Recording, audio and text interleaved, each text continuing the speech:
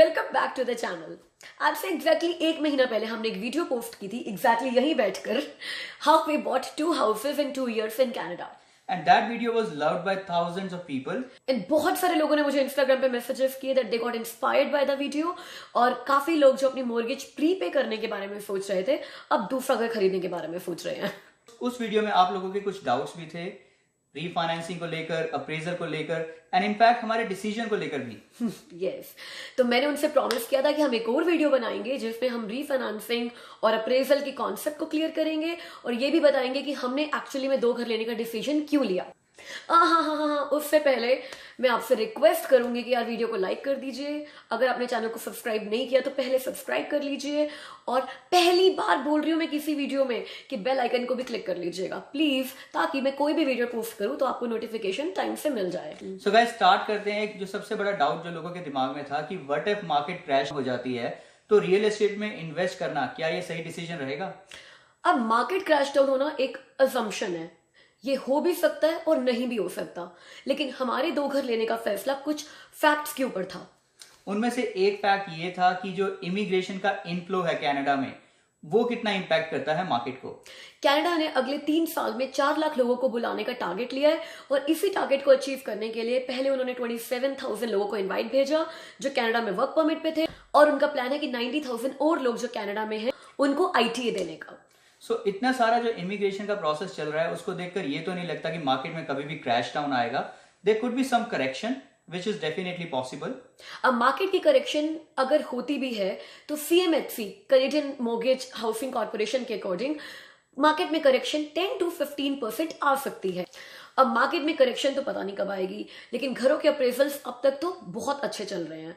जैसे कि हमने अपना फर्स्ट घर लिया था 2019 में और ये घर लिया था 2020 में, दोनों घरों में 25% तक का अप्रेजल हो चुका है। अब अगर मार्केट में करेक्शन 10 to 15% आ भी जाए तब भी हमारे घरों की वैल्यू पे कोई बहुत फर्क नहीं पड़ने वाला। और वैसे भी रियल एस्टेट इन्वेस्टमेंट एक लॉन्ग टर्म इन्वेस्टमेंट है, तो अगर आज मार्केट में करेक्शन आती भी है तो 2-3 साल के बाद मार्केट फिर से अप जाएगी, गिवन द फैक्ट कि मार्केट में बायर्स बहुत ज्यादा आएंगे घरों को खरीदने के लिए, और आज नहीं तो 2-3 साल के बाद आपके घरों की वैल्यू फिर से बढ़ जाएगी। हम अपने दोनों घरों को एक long term real estate investment लेकर चल रहे थे, तो हम इमीडिएट मार्केट क्रैश डाउन को लेकर बहुत ज्यादा वरीड नहीं थे। रियल एस्टेट इन्वेस्टमेंट से मुझे ध्यान आया, बहुत सारे लोग ये भी बोल रहे थे कि हम जैसे लोग जो कि रियल एस्टेट में इन्वेस्ट करते रहते हैं, मल्टीपल प्रॉपर्टीज लेते हैं, उनकी वजह से घरों के रेट्स बढ़ रहे हैं। तो रियल एस्टेट को इन्वेस्टमेंट किसी रीजन से ही बोलते हैं, right?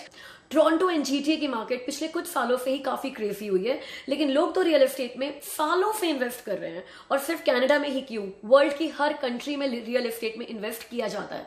So I don't think it's unethical to invest in real estate, specially when we both feel it's a safe option. It's as good as investing in share market, commodities, gold, stock and debentures. So it is just an investment product. And guys investment करना is a good habit और ये आपकी personal choice है कि आप किस में invest करना चाहते हो। I was more comfortable investing in real estate rather than investing in shares, so मैंने रियल एस्टेट में इन्वेस्ट किया। सो गाइस अब मैं आपको बताता हूँ कि हमें 2 घर लेने का आइडिया कैसे आया। जब कोविड का टाइम आया तो सभी बैंक्स ने अपने रेट ऑफ इंटरेस्ट काफी गिरा दिए थे और हमारे घर की जो पहली मॉर्गेज थी उसका रेट ऑफ इंटरेस्ट थोड़ा हाई था। सो हमने सोचा कि क्यों ना हम अपने घर को रीफाइनेंस कराएं। रीफाइनेंस में आपको बताता हूँ क्या होता है। रीफाइनेंस का मतलब है कि आप अपनी प्रॉपर्टी को दोबारा से फाइनेंस करा रहे हो, एंड उसकी 2 वजह हो सकती हैं। या तो आपको अपना रेट ऑफ इंटरेस्ट कम करना है, या फिर आपको उस घर से कुछ इक्विटी चाहिए, कुछ लिक्विड कैश चाहिए, may be for any of your needs, maintenance हो सकता है या फिर कोई और जरूरत हो सकती है उसके लिए, है वो डाउन हो जाए। क्योंकि हमने फिक्स्ड रेट ऑफ इंटरेस्ट लिया था तो हमें उस मॉर्गेज को कैंसिल करके ही दूसरी मॉर्गेज लेकर ही उसको हम डाउन कर सकते थे। अब रीफाइनेंसिंग आप सेम फाइनेंशियल इंस्टीट्यूशन से भी करा सकते हो और किसी नए फाइनेंशियल इंस्टीट्यूशन से भी करा सकते हो। अब क्योंकि हमारी फिक्स्ड मॉर्गेज थी और हमें अपनी फिक्स्ड मॉर्गेज को ब्रेक करके एक न्यू मॉर्गेज लेनी थी because of lower interest rate, तो हमें लगा कि पेनल्टी तो हमें पे करनी ही है अपनी मॉर्गेज ब्रेक करने की, तो क्यों ना अगर हम वो पेनल्टी पे कर ही रहे हैं तो थोड़ी सी इक्विटी भी अपने घर से निकाल लें। इक्विटी मीन्स जो हमारे घर की वैल्यू थोड़ी बढ़ गई थी वो वैल्यू हम घर से पुल आउट कर लें। अब ऐसा नहीं है कि आप 1 साल में 4 बार रीफाइनेंसिंग करा सकते हो और चारों बार आपको कुछ कैश, अपना लिक्विड कैश या इक्विटी घर से निकल सकती है। घर से इक्विटी निकालने का भी एक प्रोसेस होता है जिसको हम कहते हैं अप्रेजल। सो अप्रेजल क्या है? अप्रेजल का मतलब है कि उस घर की वैल्यू को असेस करना। तो क्या होता है कि बैंक चेक करता है कि अगर आपको उस घर के अगेंस्ट बैंक कुछ एक्स्ट्रा मनी दे रहा है, क्या उस घर की इतनी वैल्यू है कि अगर आप वो पैसा बैंक को वापस नहीं करो और बैंक को वो घर सेल करना पड़ जाए तो क्या बैंक वो पैसा रिकवर कर पाएगा। तो उसका भी एक प्रोसेस होता है जो मैं आपको समझाता हूं। उस अप्रेजल प्रोसेस के लिए बैंक एक थर्ड पार्टी को अपॉइंट करता है जो कि आपके घर की वैल्यू को चेक करते हैं बाय डिफरेंट मीन्स। वो वहां पर आकर घर की फिजिकल कंडीशन चेक करते हैं, एरिया में चेक करते हैं कि वहां पर जो और हाउसेज जो सेल हुए हैं उनकी क्या वैल्यू है, किस वैल्यू पे सेल हुए हैं। तो बैंक एक आइडिया लेने की कोशिश करता है कि उस घर की वैल्यू जितनी आप कह रहे हैं उतनी है भी या नहीं है। अब जैसे मैंने आपको बताया था कि हमारा वो घर फर्स्ट हाउस हमने 640,000 का लिया था और हमारी ही स्ट्रीट पे एक दूसरा घर 750,000 का बिक गया था। तो हमें पता था कि अगर हमारे इस घर का अप्रेजल होगा तो इस घर की वैल्यू आएगी 750,000। मतलब हम जिस भी नए बैंक में मोर्गेज नहीं लेने या दोबारा मोर्गेज लेने या दोबारा रीफाइनेंस कराने जा रहे हैं, अगर हम उस बैंक को बोलेंगे कि हमें अब एक नया लोन दीजिए घर की वैल्यू 750 डिसाइड करके, तो हमें एक नया लोन मिल जाएगा। तो अब जब ये डिसाइड हो गया कि 750 की वैल्यू हमें उस घर की मिल जाएगी तो बैंक ने रीफाइनेंस का प्रोसेस स्टार्ट किया। अब रीफाइनेंस के प्रोसेस में क्या होता है कि बैंक ने 750 के अकॉर्डिंग 20% डाउन पेमेंट अपने पास रखी। इसका मतलब 150,000। अब हमने कुछ कैलकुलेशंस की और हमें लगा कि क्योंकि हमारा रेट ऑफ इंटरेस्ट कम हो रहा है और अगर हम $1,00,000 अपने घर से निकाल लेते हैं तो हमारी इंस्टॉलमेंट्स, हमारी मंथली इंस्टॉलमेंट सिर्फ $100 बढ़ रहे थे। अब उन $100 में भी $50 इंटरेस्ट जा रहा था और $50 प्रिंसिपल अमाउंट जा रहा था। दैट मीन्स साल का $600 इंटरेस्ट पे करके हमें अपने घर से $1,00,000 मिल रहे थे।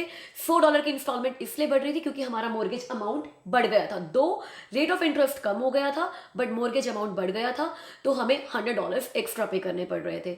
बट $600 एक्स्ट्रा पे करके साल के हमें $1,00,000 मिल गया जो हमने अपना दूसरा घर लेने में इन्वेस्ट किया और दूसरे घर की वैल्यू एक साल के बाद $1,00,000 बढ़ गई। तो इसलिए हमने दूसरा घर लिया। अब do you think we repent our decision कि हमने 2 मॉर्गेजेस ले ली, 2 घर ले लिए, अपने ऊपर डेट बढ़ा लिया? नहीं, we are very happy with our decision. हमारा एक घर सेल्फ सस्टेन्ड है जिसकी रेंटल वैल्यू से उस घर की मॉर्गेज, प्रॉपर्टी इंश्योरेंस, यूटिलिटी सब पे आउट हो जाती हैं और हमें सिर्फ इस घर के खर्चे ही अपनी सैलरी से निकालने पड़ते हैं। तो अगर एक इन्वेस्टमेंट आपके लिए लायबिलिटी नहीं है, इनफैक्ट वो अपने घर का प्रिंसिपल अमाउंट भी खुद ही पे कर रहा है और ओवर दैट टाइम जब मैं उसको सेल करूंगी तो उस घर की पूरी इक्विटी मेरे पास होगी, तो I think it was a nice investment and we don't repent on our decision. We are very happy that we took that decision. Guys, कुछ लोग बात करते हैं कि इतनी मॉर्गेज के लिए क्वालिफाई कैसे करते हैं। तो आपको बताता हूं कि देखो, दोनों घरों में हमने 20% इक्विटी डाली है, तो बैंक वहां से ही पहले सिक्योर हो जाता है कि इन्होंने इतनी इन्वेस्टमेंट ऑलरेडी कर रखी है। अगर कोई प्रॉब्लम आएगी बैंक के पास पूरी अपॉर्चुनिटी है, बैंक उस घर को सेल करके अपना पैसा तो रिकवर कर ही लेगा। एंड सेकेंड थिंग, 2 घर लेने के लिए डेफिनेटली आपकी इनकम भी उसके लेवल पे होनी चाहिए। बट जो आपका फर्स्ट हाउस है, जो आपने अब इन्वेस्टमेंट प्रॉपर्टी बना दी है, उससे जो रेंटल इनकम है वो यूज की जाती है और उसकी वजह से ही आप ज्यादा मॉर्गेज के लिए क्वालिफाई कर जाते हो। तो सेकेंड हाउस जब हमने लिया, हमारे फर्स्ट हाउस की इनकम प्लस जो हम दोनों की रेगुलर इनकम है, दोनों को कंबाइन करके बैंक ने एक अमाउंट बनाया। उस अमाउंट के बेस पे बैंक ने हमारी क्वालिफिकेशन की and we were qualified for the second mortgage, इसीलिए हमें दूसरे घर की मॉर्गेज मिल गई। एंड गाइस, काफी लोगों ने क्रिटिसाइज भी किया हमें कि हमने 2 घर नहीं 2 मॉर्गेजेस ले ली हैं। अब 2 मॉर्गेजेस तो हमने ली ही, लेकिन दोनों मॉर्गेजेस पे हमारा 20% डाउन पेमेंट है और 20% डाउन पेमेंट होने की वजह से हमें कोई मॉर्गेज इंश्योरेंस भी नहीं लेना पड़ा, तो उसका प्रीमियम भी हमने सेव किया और रेट ऑफ इंटरेस्ट हमें काफ़ी अच्छा मिल गया था।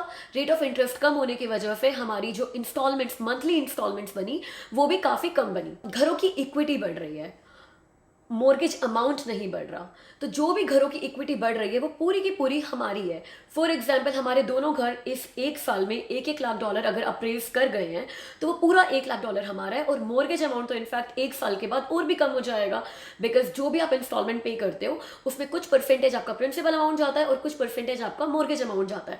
तो अगर मैं 10 साल के बाद घर बेचूंगी तो आज की मेरी जितनी मॉर्गेज है 10 साल के बाद मॉर्गेज अमाउंट वो नहीं रहेगा, वो भी कम हो जाएगा और 10 साल में घरों ने जो इक्विटी गेन की होगी, अप्रेजल वैल्यू गेन की होगी, वो भी पूरी तरह से हमारी है। तो अगर ऐसा मॉर्गेज आपको भी मिलता है कि कम रेट ऑफ इंटरेस्ट पे, कनाडा में रेट ऑफ इंटरेस्ट बहुत कम है, कम रेट ऑफ इंटरेस्ट पे आपको पैसा मिलता है हाई रिटर्न एसेट में इन्वेस्ट करने के लिए और अपनी इक्विटी बढ़ाने के लिए, तो कोई क्यों नहीं करेगा यार। तो आई थिंक अब आप सबके डाउट्स बहुत अच्छे से क्लियर हो गए होंगे about refinancing, about appraisal and whether our decision was right और रॉन्ग। और बाकी अगर आपको और कंफ्यूजन हो या आपके मोर्गेज से रिलेटेड कोई क्वेश्चन हो तो आपको पता ही है कि Amit is a certified mortgage advisor now, तो आप अमित को कॉन्टैक्ट कर सकते हो। आप मुझे इंस्टाग्राम पे कॉन्टैक्ट कर सकते हो, मेरी इंस्टाग्राम आईडी और अमित की इंस्टाग्राम आईडी स्क्रीन पर है। और अब हम आपसे मिलेंगे अगली वीडियो में। बेल आइकन प्रेस करना मत भूलेगा अगर आपने मेरे चैनल को सब्सक्राइब कर लिया है तो, और अगर नहीं किया है तो किस बात की इंतजार कर रहे हो। तो अपना ध्यान रखिए, आपसे मिलते हैं अगली वीडियो में, तब तक के लिए bye bye. Take care guys.